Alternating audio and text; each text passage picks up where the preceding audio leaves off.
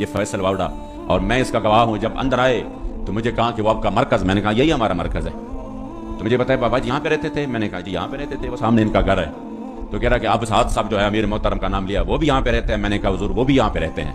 تو سامنے وہ چھوٹا سا کمرہ تھا، تو اسی کمرے میں جب بٹھایا تو ادھر ادھر دیکھنے لگا، اسی وقت ان پر ہیبت طاری ہو گئی۔ اور پھر جب وہ امیر محترم آئے، بات تو ہم اس کو پہنچا چکے تھے مذاکرات میں، جو انہوں نے ہمیں آفر دیے، یہ کراچی ہے اور یہ بات میں نے بار بار کی ہے، اور الحمدللہ پھر اللہ کے گھر میں اور پھر اتنی ذمہ داری کی جگہ پر جھوٹ بولنا یہ بہت بڑا جرم ہے۔ اور یہ بار بار میں نے پشتو میں، اردو میں، یہ ہے سوشل میڈیا پر، کہ انہوں نے ہمیں کہا نا کہ آپ اس معاہدے سے پیچھے ہٹ جائے تو ہم آپ کو یہ دیں گے، ہم آپ کو یہ دیں گے، تو ہم آپ کو یہ دیں گے۔ بہت سارے انہوں نے ہمیں آفرز کیے، سینٹ بھی دیں گے، ہم آپ کو آن دا اسپاٹ جتنا پیسہ آپ مانگتے ہیں ہم آپ کو پیسہ بھی دیں گے۔ اور یہ نہیں کہ ہم یہ پیسہ اس لیے دے رہے ہیں کہ ہم آپ کو خرید رہے ہیں، نہیں، آپ تو ماشاءاللہ دین کا اتنا کام کر رہے ہیں کہ ہم یہی چاہتے ہیں کہ ابھی آپ ایک مسجد میں کر رہے ہیں تو ہم آپ کو بازار میں لے کے چلیں، ابھی آپ صرف پاکستان میں کر رہے ہیں تو ہم چاہتے ہیں کہ آپ جو ہے نا دنیا میں گھومے پھرے، اس کو بھی ہم پاسپورٹ دیں گے، آپ کو بھی وہ پاسپورٹ دیں گے، تو آپ کو ویزو کی بھی ضرورت نہیں رہے گی، آپ گھومے پھرے، اس مشن کو آگے بڑھائے، اپنے مساجد کو پیسے دے، اپنے مدارس کو دے، اپنے شہداء کو دے، اس پہ آپ دین کی خدمت کریں۔ اس طرح کی اور آئندہ کے لیے تیسری جو سب سے بڑی انہوں نے دی، آئندہ کے لیے ابھی سے جو بھی قومی حلقہ ہو، جو بھی صوبائی حلقہ ہو، وہ ابھی سے آپ ہمیں بتائیں کہ یہ حلقے ہمارے لیے چھوڑ دیں، ہم ابھی سے لکھ کر دیتے ہیں کہ یہ آپ کے لیے چھوڑ دیتے ہیں۔ بس صرف اس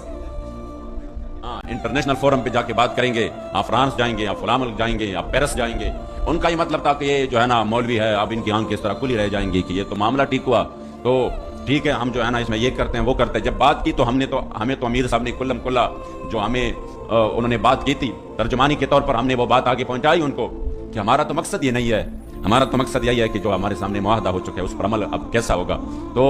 جب انہوں نے بات 3 دن تک ادھر رکا رہا اور 3 دن یہ مسلسل کوشش کرتا رہا، یہ سبز باغ دکھاتے رہے، اور پھر ہر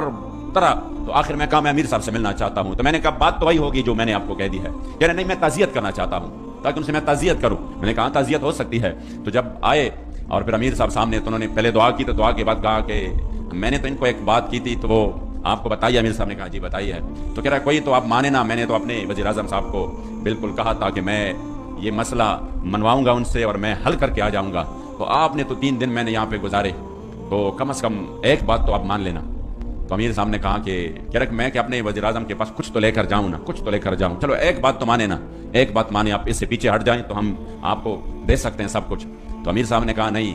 ہم تو آپ کو بہت بڑی بات دے کر رخصت کر رہے ہیں۔ انہوں نے کہا کیا دے کر رخصت کر رہے ہیں؟ 3 باتیں میں نے اتنی بڑی آپ سے کی ہے، اس میں سے ایک بھی نہیں مانا، تو ہم مجھے کیا دے کر رخصت کر رہے ہو؟ تب اسی وقت امیر محترم نے جو تاریخی جملہ ارشاد فرمایا جس پر ہمیں انشاءاللہ فخر رہے گا، اور وہ جملہ بار بار کہہ کر میرے ایمان کو تازگی مل جاتی ہے اور مجھے تحریک پر اپنے قائد پر فخر ہے کہ آپ نے اسی وقت فرمایا کہ نہیں، جا کر اپنے وزیر اعظم کو کہہ دو کہ 1450 سال بعد بھی اس پاکستان میں جہاں پر لوگ جو ہے نا 3000 اور 5000 پر بک جاتے ہیں، اور جہاں پر بریانی کے ایک پلیٹ پر بھی بک جاتے ہیں، آپ اپنے وزیر اعظم کو بتانا کہ اب بھی پاکستان میں حضور کی وہ غلام رہتے ہیں جو پوری دنیا کی طاقتیں مل کر نہ ان کو ڈرا سکتے ہیں، نہ ان کو جھکا سکتے ہیں، نہ ان کو خریدا جا سکتا ہے۔